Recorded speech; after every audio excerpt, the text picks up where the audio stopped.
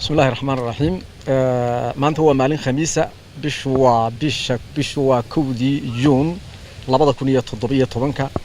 shirka golaha wasiirada uu gudoominayay ra'iisul wasaaraha mudane Xasan Cali Khayre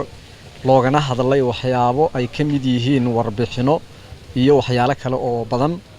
waxa markaa warbixinaha ugu muhiimsanaa oo laga hadlay markii ugu horeysay waxa la wareystay oo warbixin laga wareystay taliyaha nabad sugidda iyo sirdoonka qaranka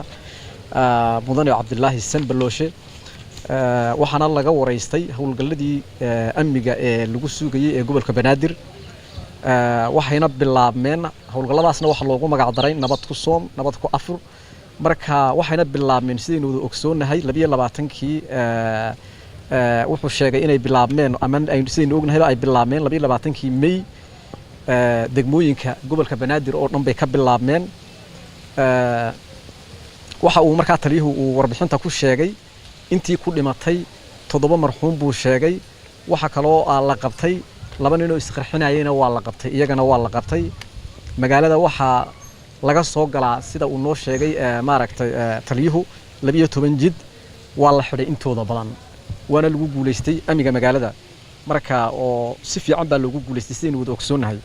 warbixintaas oo aad iyo aad u dheer oo uu ka hadlay taliyaha nabad sugidda iyo sirdoonka qaranku waa waynu u jeednaa waxqabadka fiican ee laga qabtay gobolka Banaadir inaga laftigeena aragnay marka 12 jid intooda badan waa la xiray waxa jira jidad yar oo kale oo aan ahayn jidad oo laga soo galo kuwana iyagana waa la qorsheeyay sidii loo xiri lahaa marka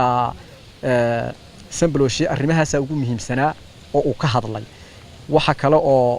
oo meesha ka hadlay wasiirka wasaaradda arrimaha dibadda Midane Yuusuf Garaad waxaanu ka hadlay oo ugu muhiimsanaa qorshaha waxa ugu muhiimsanaa qorshaha iyo qaabka wax ka bedelka shaqada wasaaradda arrimaha dibadda iyo safiirada iska fadhiya wadamada marka Yuusuf Garaad waxa kale oo ka hadlay oo iyagana ugu muhiimsanaa sharcigii arrimaha dibadda ayuu ka hadlay oo aad iyo aad loo falanqeeyay oo loo baahan yahay in lagu shaqeeyo sharcigaas oo hore loo baasgareeyay oo baarlamaanku baasgareeyay marka in lagu shaqeeyo isagana waxaan ku waa la isku afgartay oo la raaco maadaama sharcigan hore loo baasgareeyay marka waxa kale oo iyaduna meesha ka hadashay Maryan Qaasim waa wasiirka waxa weeye ayaa warbixin laga dhageystay wasiirka warbixin ku saabsan socdaalkii ay ku tagtay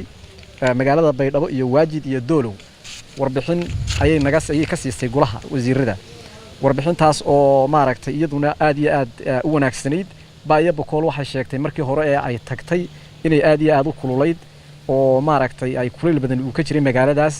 laakiin hadda uu maaragtay kuleylkii uu ka jabo ilaahay uu maaragtay roob noo daastiyay laakiin ay dhibaatadii wali taagan tahay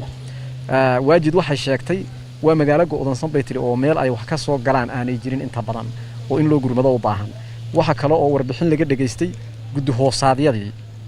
warbixin waxa laga dhageystay gudahoosaadiyada arrimaha dhaqaalaha waxa kale oo laga dhageystay gudahoosaadka arrimaha bulshada waxana faahfaahiyay ra'iisul wasaare ku xigeenka ayaa arintaas isaguna si faahfaahsan uga hadlay waxa kale oo laga hadlay hindise sharciyeedkii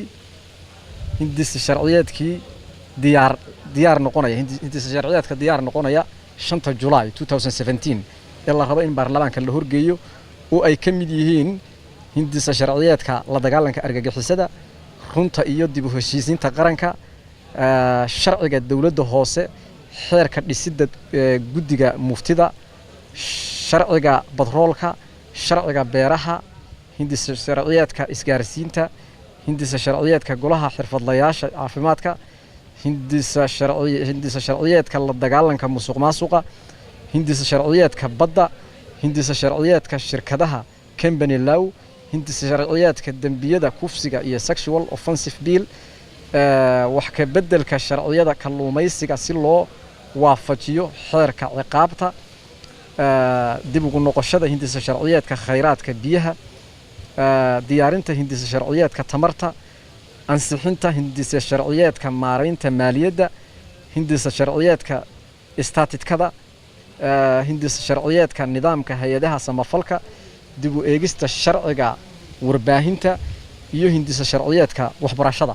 waa hindisa sharciyeedka diyaar noqon doona 5 July 2017 ee la rabo in baarlamaanka la horgeeyo marka qodobadaas ayaa ugu muhiimsanaa qodobadii maanta golaha wasiiradu ay kaga hadleen meesha wana